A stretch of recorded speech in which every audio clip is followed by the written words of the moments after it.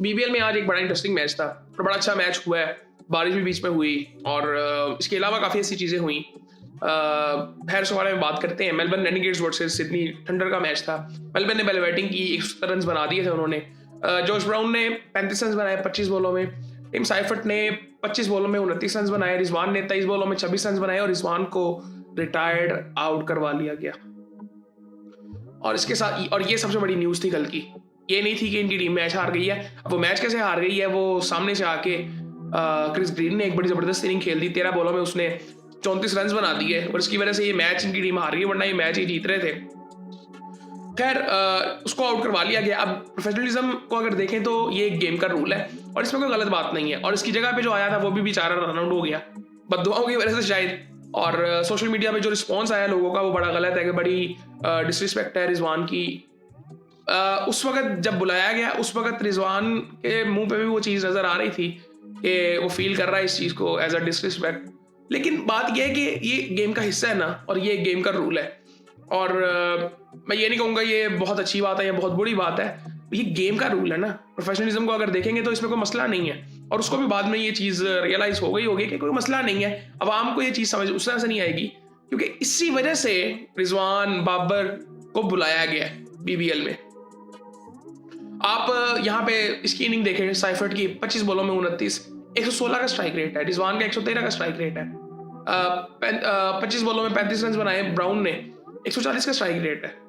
सो कोई ऐसी बात नहीं है। और आप रिसेंटली कुछ इनिंग्स भी देखें, अभी कोई ऐसी बातें हो रही थी कि कमेंट्री में डेविड वार्नर और गिलक्रिस्ट ने कोई ऐसी बात कर दी है बाबर के बारे में, ये टेस्ट मैचेस वाली इनिंग खेल रहा है। अब मुझे नहीं पता कि वो बात हुई है कि नहीं हुई, लेकिन अगर ऐसा कुछ हुआ भी है तो आपको अब याद आया है, पहली तो बात ये। और दूसरी, डेविड वार्नर की आप इनिंग देख लें, इसने एक 42 बॉलों में 50 किया था और 42 में 58 तो बाबर ने भी किया हुआ है। सो खैर ये बातें मैं इसको फजूल ही समझता हूँ क्योंकि बात ये 250 किए थे बाबर ने और वो 2 मैच ही जीती थी उस वक्त उसकी टीम।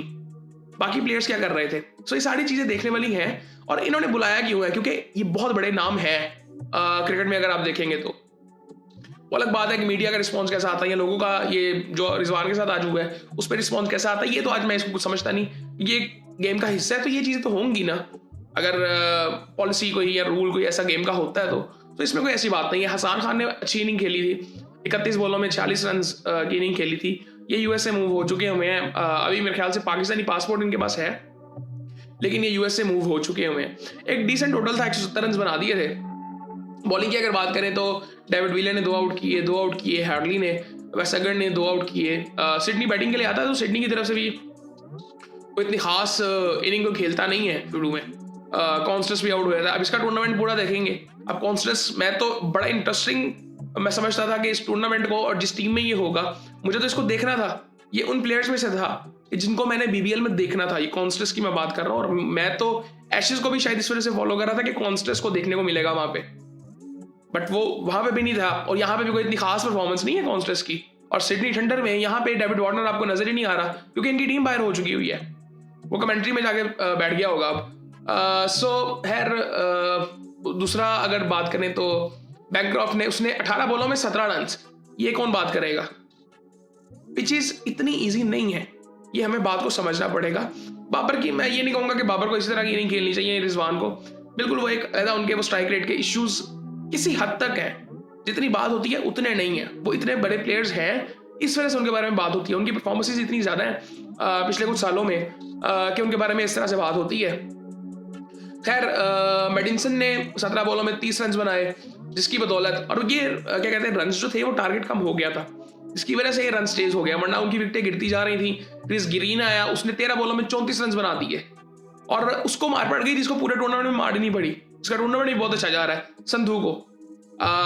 अब संधू ने अब 4 आउट किए लेकिन उसको 42 रन पड़ गए, यहाँ पे आप देखें ना। और उसको मार पड़ी थी आखिरी आई थिंक 2 ओवरों में। सो 2 आउट किए हैं जी आदम ज़ेम्पा ने।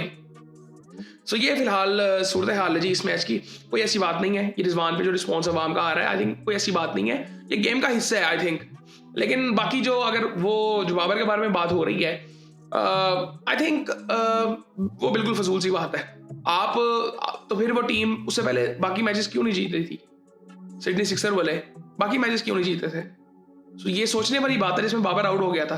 250 बाबर के आए थे और वो 2 मैचेस ही उस वक्त जीती हुई थी सिडनी सिक्सर की टीम। सो खैर मैं ये नहीं कह रहा कि बाबर अपनी पूरे पोटेंशियल पे खेल रहा है, बिल्कुल नहीं खेल रहा। रिजवान भी नहीं खेल रहा, उस तरह से परफॉर्मेंसेज नहीं है। लेकिन ये हमें समझना पड़ेगा कि ये कोई इतनी ईजी पिचेस भी नहीं है। आपको बाकी परफॉर्मेंसेज मिल रही हैं, बहुत कम है, बहुत रेयरली परफॉर्मेंसेज नजर आ रही हैं आपको। सो खैर ये सूरत हाल है जी BBL की, और बाकी फिर आपसे बाद में बात होती है।